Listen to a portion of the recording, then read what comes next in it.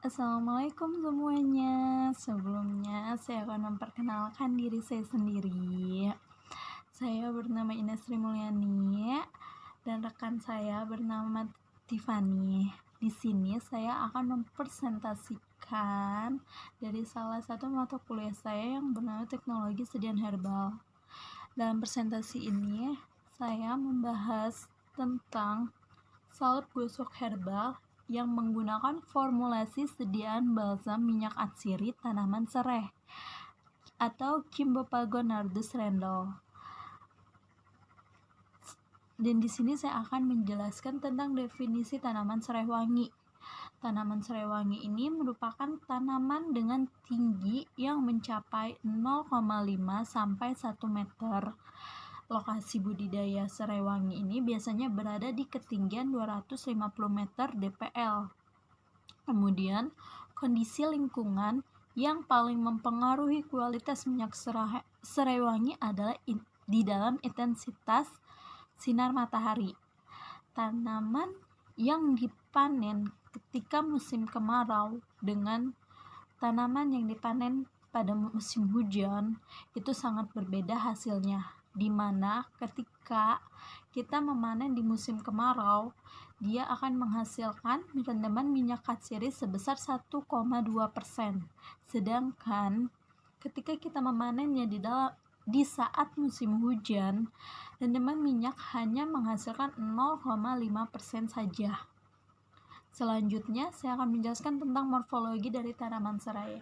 Morfologi tanaman serai sendiri termasuk ke dalam kingdom Plantae, kemudian divisinya Spermatophyta, termasuk ke dalam kelas Monocotyledoneae, ordonya termasuk ke dalam Poales, familinya adalah Poaceae, genusnya termasuk ke dalam Cymbopagon, spesiesnya termasuk ke dalam Cymbopagon nardus Rendel.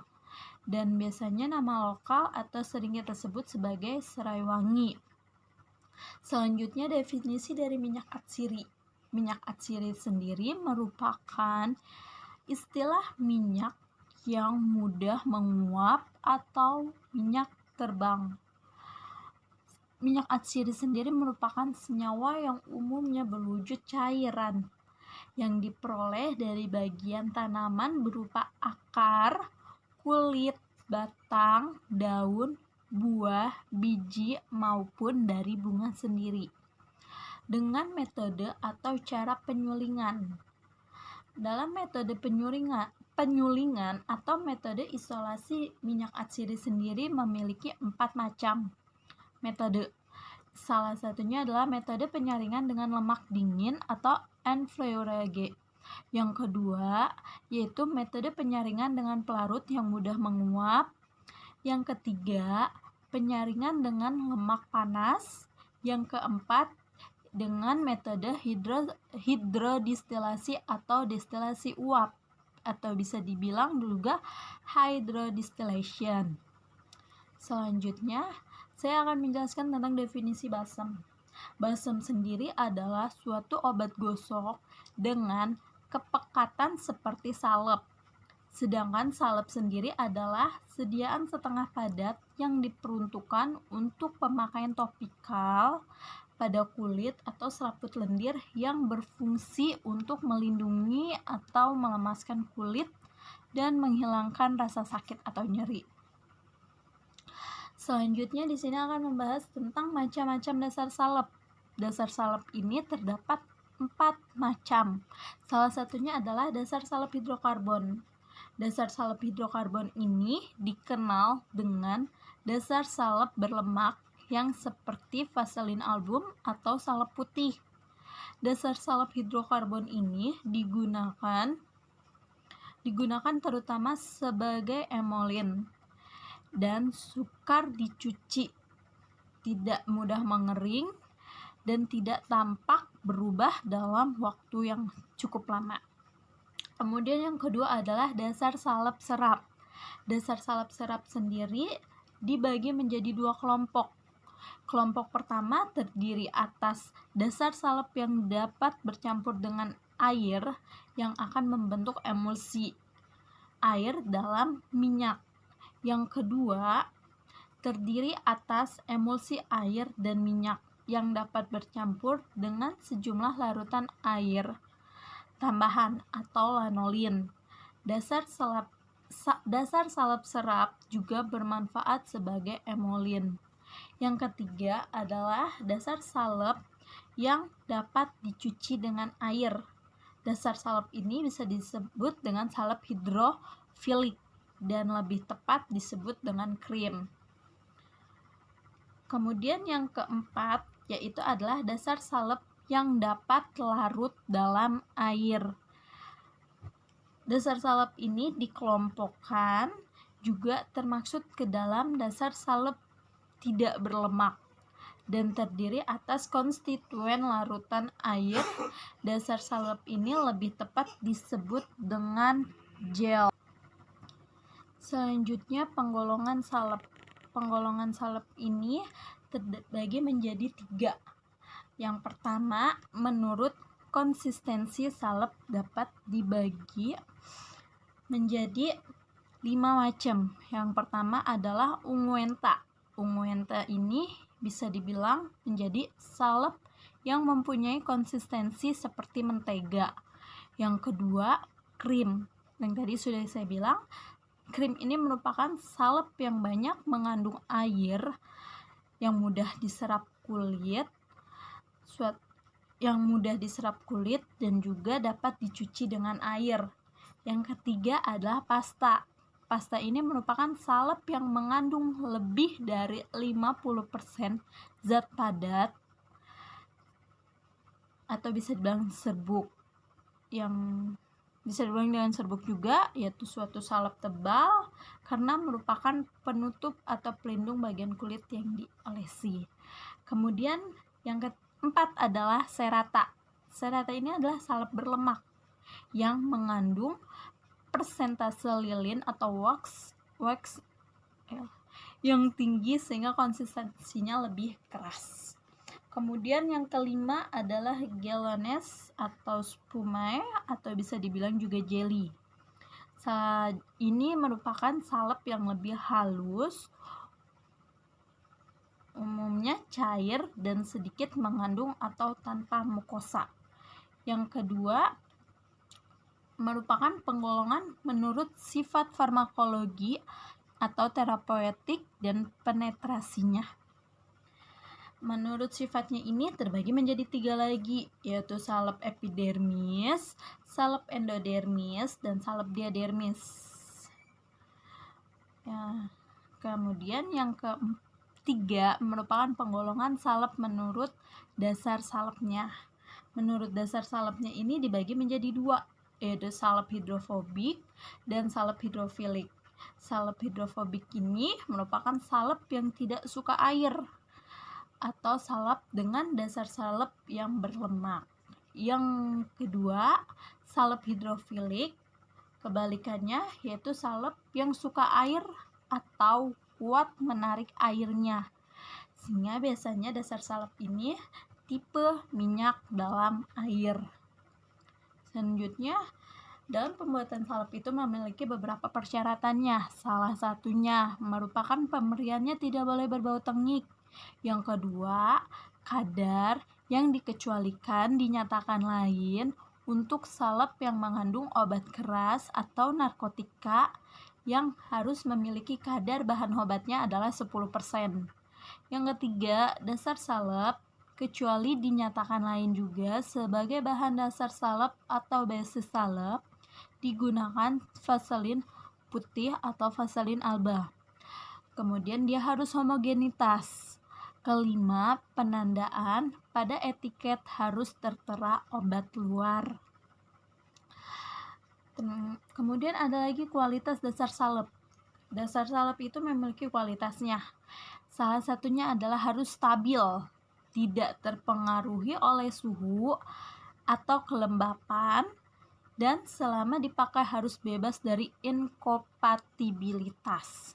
Yang kedua adalah lunak, di mana dia tidak terlalu keras dan juga harus homogen. Yang ketiga, mudah dipakai. Yang keempat, dasar salepnya harus cocok.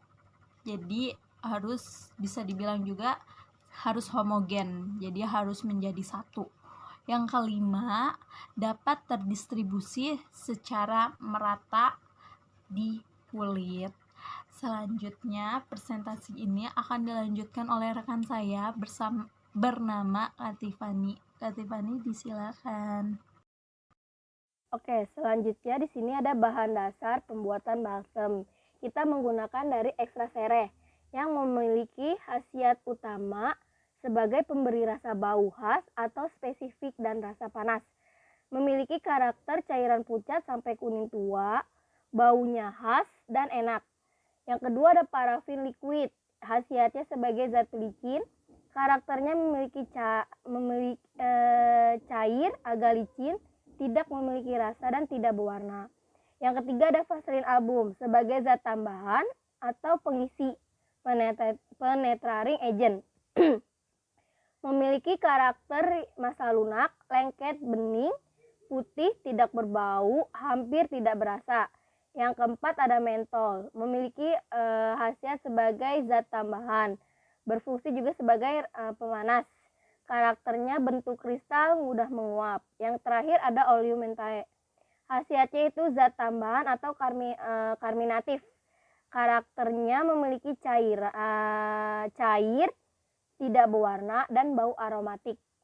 Nah, di sini ada metode pembuatan balsam. Yang pertama kita memerlukan alat ya. Dari sini kita menggunakan seperangkat alat destilasi, timbangan analitik, pipet tes, batang pengaduk, sudip, spatula, beker glass, cawan porselin, kertas saring, oven, Erlenmeyer, korong gelas atau Pyrex, lumpang dan stemper, sendok tanduk, gelas ukur dan gegep. Nah, bahan yang digunakan di sini ada tanaman sereh, aquades, Vaseline album, mentol, oleum mentae, parafin liquid, aluminium foil, kertas perkamen. Metode pembuatannya yang pertama, prepelasi sampel, di mana sampelnya itu yang kita gunakan tanaman sereh. Nah, setelah itu tanaman serehnya itu dicuci hingga bersih pada air yang mengalir, kemudian dilakukan perajangan pada sampel. Lalu dilakukan pengeringan dengan cara diangin-anginkan atau dijemur sampai kering, disiapin dalam wadah tertutup rapat pada suhu ruangan untuk pengujian selanjutnya. Kemudian ekstrak sampel yang sudah kering diletakkan di atas piringan yang terletak beberapa sentimeter di atas permukaan air di dalam katel suling. Pengisian bahan dalam katel suling adalah 2/3 dari kapasitas maksimum katel. Katel ditutup rapat dan api dinyalakan. Kondensat mulai menetes setelah kira-kira 30 menit dan tetesan pertama dihitung sebagai awal waktu penyulingan. Kondensat yang dihasilkan terdiri dari campuran minyak dan air yang ditampung dalam labu fluoretine. Yang selanjutnya dilakukan proses pembuatan balsam minyak asiri tanaman sereh di lab. Semua bahan yang ada ditimbang, yaitu seperti parafin liquid, Vaseline album, mentol, dan oleum mentae. Vaseline album dilebur terlebih dahulu di atas penanas air. Lumpang dipanaskan lalu dimasukkan parafin liquid, mentol, oleum mentae, dan Vaseline album lalu digerus, dilebur secara sampai homogen. Setelah itu dimasukkan minyak aksiri tanaman sereh dan diaduk sampai homogen lagi, lalu dibiarkan hingga dingin. Setelah dingin dimasukkan ke dalam wadah balsam yang telah tersedia. Nah, di sini ada rancangan formulasi balsam tanaman sereh. Nah, yang pertama ada ekstra sereh. Konsentrasi kontrolnya tidak ada. Nah, konsentrasi formulasi 1, 2, dan 3 sebanyak 9%. Yang kedua ada parafin liquid, kontrolnya sebanyak 8 gram. Dan konsentrasinya formulasi pertama 7 gram, yang kedua 8 gram, yang ketiga 9 gram. Mentol, konsentrasi kontrolnya 6 gram. Nah, konsentrasi formula 1 sampai 3 mentol sebanyak 6 gram. Nah, yang keempat ada oleum mentae. Konsentrasi kontrolnya sebanyak 6 gram. Konsentrasi formula 1, 2, dan 3 sebanyak 6 gram. Yang terakhir ada vaselin album. Konsentrasi kontrolnya sampai 40 gram. Nah, konsentrasi formula 1, 2, 3-nya sampai 40 gram. Di sini ada proses pengujian balsam. Yang pertama dilakukan uji organoleptis. Nah, uji organoleptis ini pada pengujian ini dilakukan dengan cara balsam. Formula 1, 2, dan 3 masing-masing ditimbang sebanyak 0,5 gram dan diamati bau, warna, bentuk, dan konsistensi atau tekstur balsam. Selanjutnya itu uji homogenitas. Nah, balsam formula 1, 2, dan 3 yang diuji masing-masing ditimbang sebanyak 0,5 gram lalu dioleskan pada 3 buah kaca objek untuk diamati homogenitasnya. Balsam dikatakan homogen jika tidak terdapat butiran-butiran kasar di atas ketiga kaca objek tersebut. Selanjutnya kita melakukan uji pH. Uji pH dilakukan dengan menggunakan pH meter. Awalnya pH meter dikalibrasi menggunakan larutan buffer pH 4 dan 10. Selanjutnya pH meter dimasukkan ke dalam sediaan balsam formula 1, 2, dan 3 masing-masing sebanyak 0,5 gram yang sudah diencerkan dengan aquade 10 ml. Didiamkan beberapa saat sampai muncul angka pH yang berhenti paling lambat 2-3 detik dan itulah hasil pH yang diperoleh dari pengujian pH. Nah, pH balsam dikatakan baik yaitu pH 4,5 sampai 6,5. Yang selanjutnya dilakukan uji daya sebar. Balsam formula 1, 2, dan 3 yang akan diuji masing-masing ditimbang sebanyak 0,5 gram lalu diletakkan di tengah cawan Petri yang berada dalam posisi terbalik. Diberi beban cawan Petri yang lain di atas balsam dalam posisi berlawanan lalu ditindih dengan beban 50 gram selama 1 menit lalu diukur diameternya menggunakan penggaris. Sediaan balsam yang baik memiliki daya sebar yaitu 5-7 cm. Yang terakhir itu uji daya lekat. Diletakkan pada objek gelas. Pada alat uji daya ditambahkan beban 500 gram dan didiamkan selama 1 menit. Setelah 1 menit beban diturunkan lalu dicatat waktunya. Nilai uji daya lekat yang baik untuk balsam adalah lebih dari 4 detik. Nah, kesimpulannya ialah formulasi balsam yang terbaik adalah formulasi pertama yang menggunakan minyak asiri tanaman sereh sebagai zat aktif sebanyak 9%, mentol 6 gram, oleum mentai 6 gram, parafin liquid 8 gram, dan vaselin album sampai 40 gram. Dengan hasil evaluasi yaitu mempunyai warna putih kekuningan berbau khas minyak asiri tanaman sereh. Konsistensi setengah padat, homogen, mempunyai pH 5 sampai 44, menyebar dengan baik dengan diameter 4,9 cm dan mampu melekat dengan baik sekitar 6 detik. Sekian presentasi dari kelompok saya. Terima kasih.